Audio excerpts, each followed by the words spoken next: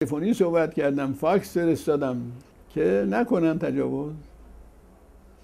وعده میدادم و عملی نمیکرد. بعد از چند سال بالاخره ناچار شدم شکایت کنم. با اتکای به این که به قانون مسلط بودم و با اتکای به این که حق داشتم رفتم شکایت کردم. قاضی به سرعت شروع به رسیدگی کرد. کارشناس معین کرد.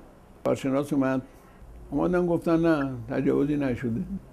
من دیدم که خب دادگستری که نمیتونم شکایت کنم، چون بعداً هم باز تجاوز ادامه پیدا کرد، باز شکایت کردم. 2 مرتبه تجاوز میکرد، باز شکایت کردم و دادگاه همه رو رد میکردم.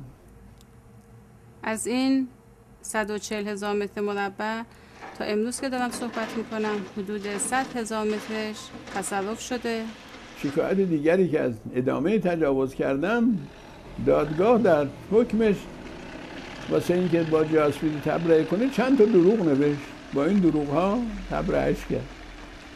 اینها مرتب تجاوز میکردن. تجاوزم به این ترتیب بود که شبها کامیون ها نخاله های ساختمانی مال شمال تهران می آوردن می ریختن. یه شب شمردن من 400 تا کامیون خالی کردم و صبح بولدوزرها می آمدن می ریختن پایین. بچه های من بیشتر دخترام می رفتن جلوی بولدوزرها وای می سادن یعنی نتونن خاک بریزن.